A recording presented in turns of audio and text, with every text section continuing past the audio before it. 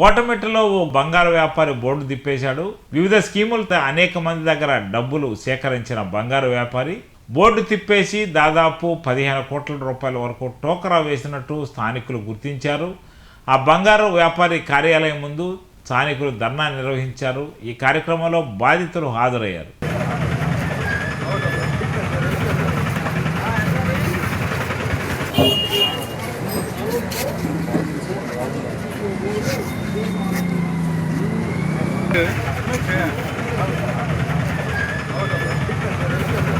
అయిపోయి నేను ఇట్లా గోల్డ్ వ్యాపారం చేస్తాను, హోల్సేల్గా అందరికీ గోల్డ్ ఇస్తున్నాను, అది చేస్తున్నాను, ఇది చేస్తున్నాను, నా దగ్గర ఇన్వెస్ట్మెంట్ లేదు, మీరు హెల్ప్ చేయండి, సహాయం చేయండి, మీకు రిటర్న్స్ ఇస్తాను అని చెప్పేసి మొదట్లో 50,000 1,00,000 రూపాయల దగ్గర నుంచి మొదలుపెట్టి అలా చేసుకుంటూ డీల్స్ ఆర్డర్లు ఎక్కువ వస్తున్నాయి అని చెప్పి మా ఇంటి దగ్గర ఉన్న మాతోటి అప్పులు చేపించేసి మా దగ్గర నుంచి పైసలు కలెక్ట్ చేయించుకొని ఒక్కొక్కటిగా లాస్ట్ 6 నెలల కాంచి మేము దగ్గర 2 కోట్ల 80 లక్షలు మోసపోయామన్నా. ఈ 2,80,00,000 కూడా ఈ అకౌంట్ ట్రాన్స్ఫర్ చేస్తూ ఉంటాం కదన్నా, దాంట్లో ఉన్న బ్యాలెన్స్ 2,80,00,000 అన్న ఈ స్వచ్ఛందంగా ఏవైతే ఉన్నాయో రొటేషన్ మొత్తం గోల్డ్ కానీ నేను చూపెట్టలేనిది ఏదైతే ఉందో 3.5 కోట్లు ఉన్నాయన్న. కాకపోతే నేను చూపెట్టుకోగలిగింది మీ అందరికీ సాక్ష్యాలుగా చూపెట్టగలిగింది ఓన్లీ 2.8 కోట్లన్నా. ఇది తెలిసి 30వ తారీఖు పోయిన నెల అక్టోబర్ 30వ తారీఖు పైసలు ఇస్తా అని చెప్పాడన్నా. ఇక్కడికి వచ్చిందన్న నా భార్య. వచ్చిన తర్వాత 31వ తారీఖు నుంచి కనబడకుండా వెళ్ళిపోయిండు. 2 రోజులు చూసామన్నా. చూసిన తర్వాత వాళ్ళ ఇంట్లోకి వచ్చి అడిగితే నా కొడుకు నాకు సంబంధం లేదు, ఏం చేయాలి, నాకు వాడికి అసలు ఎలాంటి సంబంధం లేదు, మీరు ఏం చేసుకుంటారో చేసుకోపోండి అని చెప్పారన్న. దీన్ని నమ్ముకొని దాని తర్వాత మీరు నమ్ముకున్న పొలిటీషియన్స్ని, మేము దగ్గర ఉన్న పోలీసులని అందరి దగ్గరికి పోయినామన్నా. పోతే ఎవరి దగ్గర న్యాయం జరగట్లేదు. ఎందుకంటే సివిల్ పైసలు ఇన్వాల్వ్ అయిపోయి ఉన్నాయి, ఎవరున్నాయని ఎవరికి తలకాయ చుట్టుకుంటుందని అందరూ భయపడి ఎవరు కేసు తీసుకోవట్లేదన్న. గ్రీవెన్స్ సెల్లో ఎస్పీ మేడం దగ్గరికి వెళ్ళాం. ఎస్పీ మేడం ఫోటో పిఎస్కి రాసింది, ఇవి రాసింది.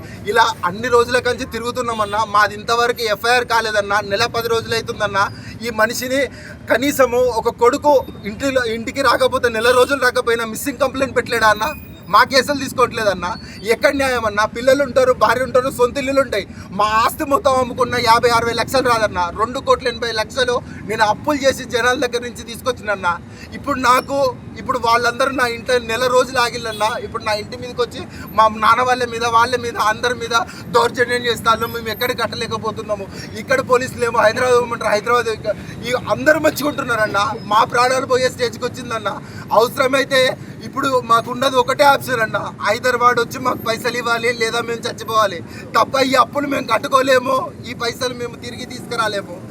మాకింత అన్యాయం జరుగుతుంది. ప్లీజ్ మీకు అందరికీ ఒకటే మీడియా సైడ్ నుంచి విజ్ఞప్తి ఉందంటే జనాలందరూ కొంచెం బాగా న్యాయంగా ఎటు సైడ్ ఉందో అటు సైడ్ నిలబడి మాకు న్యాయం జరిగేలా చూడమంటున్నా. మొత్తం ఎంతమంది మా ప్రాణాలు కాపాడాలి అనుకుంటున్నా, మాకు న్యాయం జరగాలన్నా. యూఎస్కి వెళ్ళి ఈ బిజినెస్ ఉంది అని చెప్పి మాటలు చేసేసి ఇక్కడ బిజినెస్ చేసుకోవచ్చు అని చెప్పి తన్ను కూడా రప్పించాడన్న. మాది లవ్ మ్యారేజ్ అన్న తెలియదన్న. దాని తర్వాత ఏవైతే ఉన్నాయో మా స్తోమత మాత్రము ఒక 20 లక్షలు 30 లక్షలు, ఎందుకంటే తను పోయి వచ్చింది కాబట్టి ఆ 20 లక్షలు 30 లక్షలు ఏవైతే ఉన్నాయో మా వాటితో స్టార్ట్ చేసినామన్నా. క్రెడిట్ కార్డులతో వీటితో స్టార్ట్ చేసినామన్నా. దాని తర్వాత ఇవి వస్తాయి, మీ అప్పులు తీరుతాయి, మాకు ఎడ్యుకేషన్ లోన్ ఉంది, అవి తీర్చుకోవడం కోసం మేము మా ఫ్రెండ్స్ని, మా చుట్టాలని ఎవరైతే పక్కన ఉన్నారో వాళ్ళ దగ్గర నుంచి ఈ అకౌంట్లోనే తీసుకున్నామన్నా. అదే అకౌంట్లో నుంచి మేము ఏవైతే ఉందో వాళ్ళకు సంబంధించిన ఏ బ్యాంకుకి చెప్తే ఆ బ్యాంకుకు పంపించినామన్నా. రిటర్న్ కొన్ని రోజులు ఒక 3 నెలలు ప్రాఫిట్లు ఇస్తున్నట్టు చూపెట్టాడన్నా. దాని తర్వాత 3 నెలల కంచి ప్రాఫిట్లు ఇవ్వలేదన్నా. మొత్తం నాది ఏదైతే అసల్లో నుంచి వాడు ఇచ్చినది మొత్తం తీసేస్తే ఇంకా నాకు 2.8 కోట్లు రావాలన్నా. इनको पलूकबड़ी यूज करके ये लोग करते रहे कि नहीं तो बड़ा केस कहे कि हमें लिए तो काट के ना मुला लेते रहे कि हमारे कहा था उनको वो ना है कोई यहाँ बैठे था बात बोलता क्या ऑलरेडी मेरा बेटा पैसे दे डाले ये लोग बदनाम करते हैं कहते हमारे नाम नहीं हमारे सोसाइटी में नाम नहीं भाई हमारे बाबा एम्प्लॉयमेंट गवर्नमेंट एम्प्लॉय हमारे अम्मी गवर्नमेंट रिटायर्ड एम्प्लॉय आज आके वहाँ डालने बैठना पड़ा क्या जरूरत है बैठने की।